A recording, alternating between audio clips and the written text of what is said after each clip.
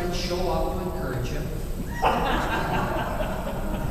I still haven't figured out how we're so identifiable.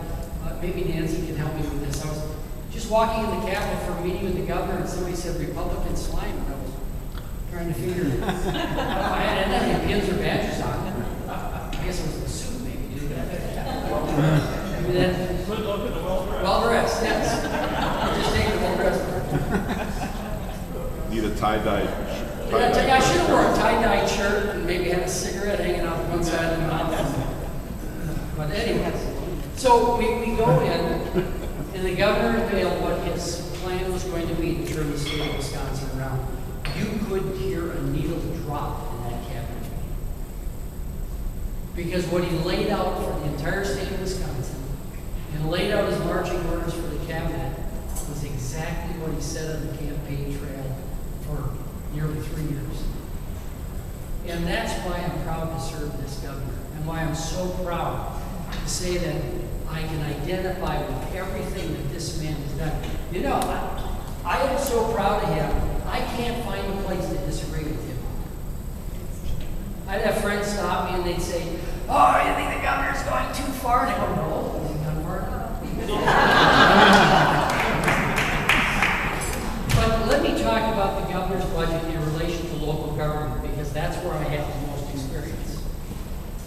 Governor Walker promised local government, school boards, all local government, that he would give us the tools to not only meet our budgets, but balance our budgets without tax increases.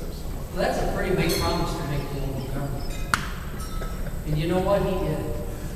He gave local government all the tools it needed to balance our budgets, not raise property taxes. Let's see, Mayor saw 3%. So you ran for the job, and then you tell me how hard it is to balance the budget, and then you say you have to raise taxes. What about the poor and the elderly and homeowners who are buried? You're going to raise their taxes by 3%. I haven't quite figured out Dade County. I'm still working on it. But the rest of the state is doing it.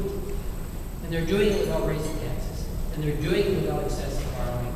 And they're doing it the way that Governor Walker said they could do it if he only gave them the right tools, which they now have. Let me talk a little bit about the Department of Safety and Professional Services.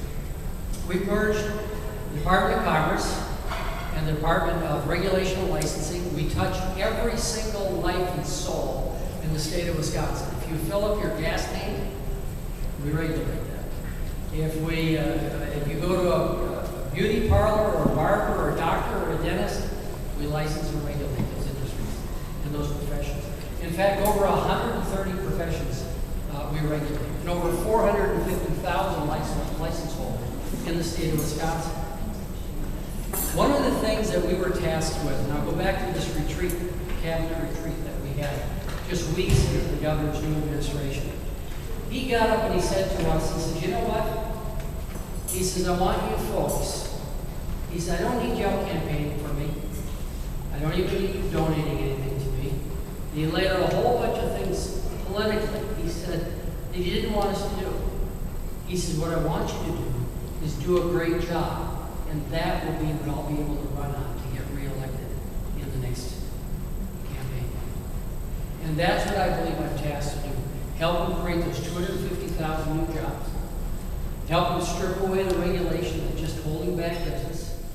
And finding those places and finding the kind of mission that we can release this state to grow and develop jobs, and that we can make this governor proud as I serve him over the next 3.5 years. Let me close with this. I didn't come from government. I was self-employed for most of my life. I grew up in a business home. I grew up with a father who was in the home furnishing and the restaurant business. And so as a little kid, I learned to work. At 9 years old, I was reporting to the furniture store. And grew all the way up, all through the business. And then at 27 years old, I got the foolish idea of actually going to work for myself. And from there till I was nearly 50, I worked for myself and owned my own very small business. And then I decided to run statewide for lieutenant governor. And did I get a beautiful picture of this great state we live in? For 22 months, I spent on the road 100,000 miles of driving.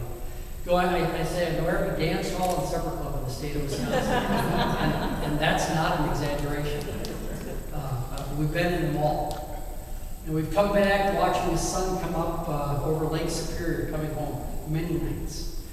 From campaigning down in Racine, Kenosha, and then heading 6.5 hours back home after leaving the event at 11 o'clock at night, or 10 o'clock at night.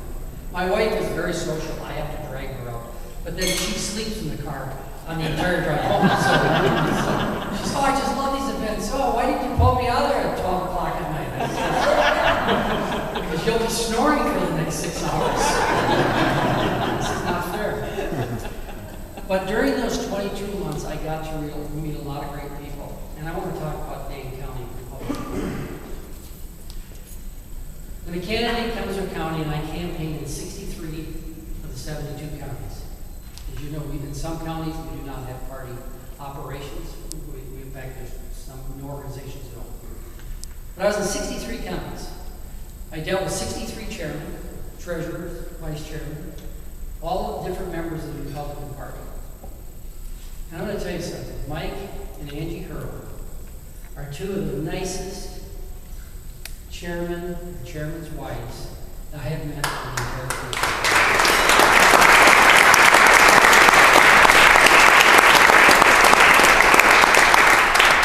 I want to tell you why. I'm not just going to tell you how great they are, but I'm going to tell you why.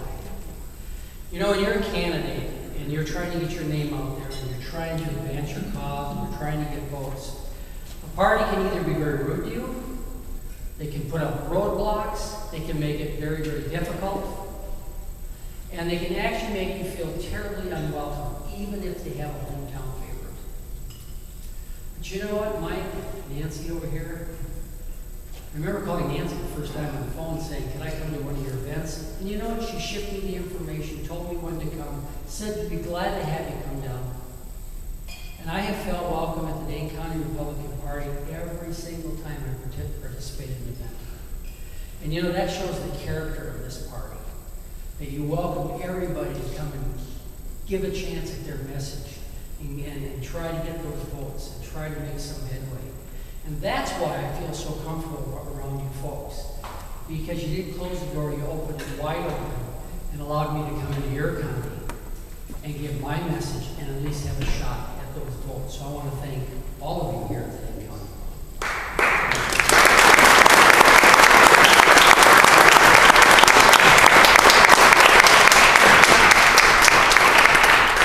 How about a hand for this very, very good man?